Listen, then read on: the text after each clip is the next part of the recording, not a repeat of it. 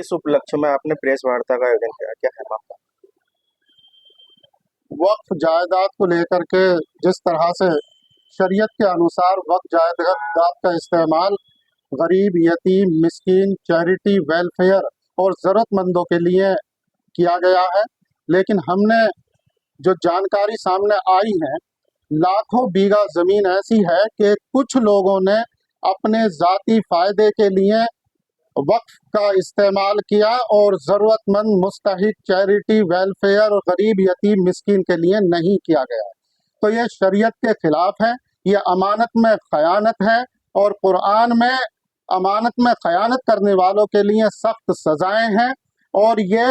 हराम की कमाई मानी गई है। नाजायज़ तौर पर इस तरह से हराम का खाना और हराम कमाई करना, ये सब गुनाह कबीरा हैं और इनके लिए सख्त सजाएं और सख्त अजाब है। और शरीयत में ऐसे वक्फ के लिए आया है कि ऐसा वक्फ फासिद माना जाएगा, यानी जिससे चैरिटी, वेलफेयर, ज़रूरतमंद, मुस्तहिक के लिए कोई सहायता नहीं की गई है। तो ऐसे वक्त के बारे में शरीयत में ये भी आया है कि हाकिम वक्त को अधिकार है कि ऐसे यानी फासिद वक्त की प्रॉपर्टी को वापस करे, यानी राज्य सरकार में वापस करके फिर दोबारा से ऐसी संपत्ति का इस्तेमाल यानी दुरुपयोग करके पब्लिक इंटरेस्ट में सदुपयोग किया जाए, चैरिटी, वेलफेयर और ज़रूरतमंद, मुस्तहिक, गरीब, यतीम, मिस्कीन के लिए लाभ पहुंचाया जाए, सहायता की जाए। तो हमने इसी संबंध में आज शरई ओपिनियन पेश करके ये बताया है कि जिनके पास भी अवैध तरीके से वक्त की संपत्तियां हैं, उन्होंने इस्तेमाल किया है जाती तौर पर, इस संपत्ति को वापस कर दें और अल्लाह से तौबा करें और हरजाना भरें, वरना इंतकाल होने के बाद में आखिरत में सख्त सजाएं और जहन्नम में ऐसे लोगों को डाला जाएगा अगर हरजाना नहीं भरते हैं और तौबा नहीं करते हैं। वहीं फिर हमने जो राज्य की सरकार से उससे भी अनुरोध किया है कि ऐसी संपत्तियों को जो फासिद हैं उन्हें जांच करा करके हाई पावर इंक्वायरी सेटअप करके वापस करके राज्य संपत्ति घोषित करने के बाद में पब्लिक इंटरेस्ट में ऐसी संपत्तियों को गरीब, यतीम, मिस्कीन और चैरिटी, वेलफेयर और जरूरतमंद लोगों की सहायता करने का काम किया जाए। मुफ्ती साहब, जिस तरीके से मुस्लिमों की जो संपत्ति है और उस पर मुस्लिम ही दावा ठोकते हैं और गलत काम करते हैं, जब राज्य सरकार या कोई सरकार इसमें दखल दे के गैर मुस्लिमों को जोड़ती है, फिर क्यों इस चीज का हल्ला काटा जा रहा है? देखिए, जो वक्फ में आरक्षित संपत्तियां हैं,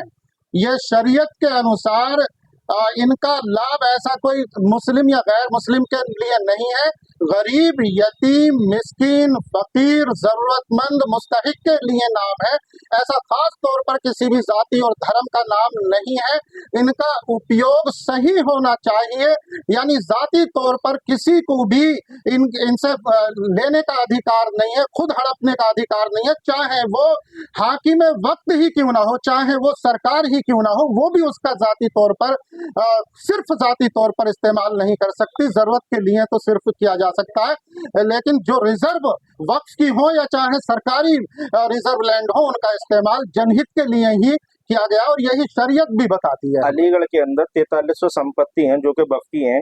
और जो चल रही है, जिसमें बहुत बड़े बड़े लॉज बन रहे हैं, लेकिन किसी भी गरीब, मिस्कीन, यतीम, मुस्लिम को उसका फायदा नहीं पहुंच पा रहा है। क्या लगता है? ये फतवा हमने इसीलिए जारी किया है और शरई ओपिनियन इसीलिए पेश की है कि ये जो जाती तौर पर जिन लोगों ने भी इस तरह का अवैध तरीके से हराम कमाई की है, नाजायज कमाई की है, इसे वापस कर दें इस संपत्ति को और अल्लाह से तौबा करें, और वरना फिर दुनिया में जो देश का कानून है उसके हिसाब से सजा मिलेगी और आखिरत में मरने के बाद ऐसे लोगों को जहन्नम में डाला जाएगा और सख्त सजाएं मिलेगी।